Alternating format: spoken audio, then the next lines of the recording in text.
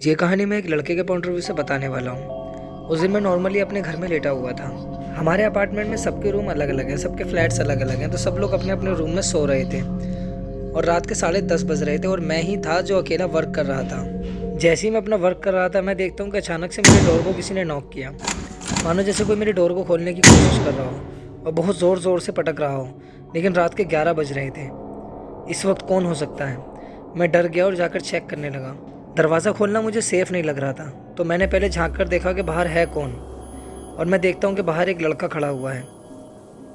वो पीछे की तरफ मुंह करके खड़ा था, तो मैं उसका चेहरा ठीक से देख नहीं पाया। इतनी रात को कौन हो सकता है, ये सोचकर मैं वहीं पर खड़ा हुआ था कि वो दोबारा से नॉक करे और मैं खोलूँ, लेकिन उसने दोबारा नॉक नहीं किया।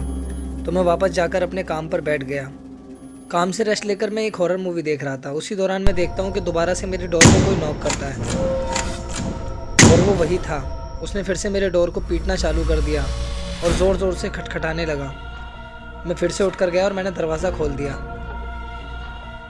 वो नशे की हालत में था, उसका चेहरा बहुत अजीब लग रहा था और मैं उसको देखकर डर गया। मैं बोलने लगा कि तुम यहाँ पर क्या कर रहे हो, कौन हो तुम, और मेरे दरवाजे पर क्या कर रहे हो? वो चारों तरफ देखने लगा, मानो जैसे किसी को ढूंढ रहा हो। फिर उसने मुझे ऊपर से नीचे तक देखा और फिर वो आगे चला गया और मैं भी कुछ समझ नहीं पाया।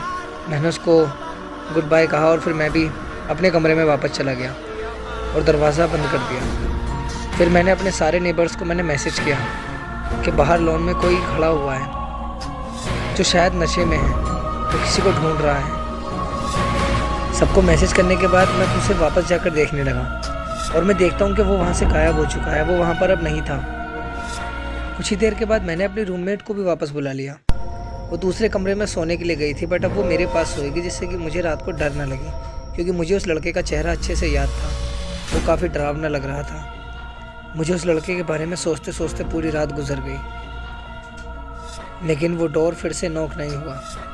अगले दिन सुबह जब मैं अपने दोस्तों को इसके बारे में बता रहा था, तो मेरा दोस्त बोला कि रात मेरे साथ भी ऐसा ही कोई सीन हुआ था। रात को मेरे दरवाजे पर भी कोई नॉक कर रहा था और मैंने देखा कि वो बहुत ही अजीब सा दिख रहा था।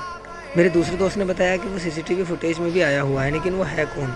तो हम लोगों ने प्लान बनाया कि हम लोग अपने खिड़की दरवाजे बिल्कुल बंद कर लेंगे। इससे बेनिफिट ये हुआ कि अब सब लोग अपने अपने रूम में सुकून से सो सकते हैं। लेकिन हम लोग तो नहीं सोए। हम लोगों ने पूरी रात जागकर मूवीज़ देखी और हमने इंतज़ार किया कि वो डोरबेल फिर से बजाए, लेकिन उसने नहीं बजाई।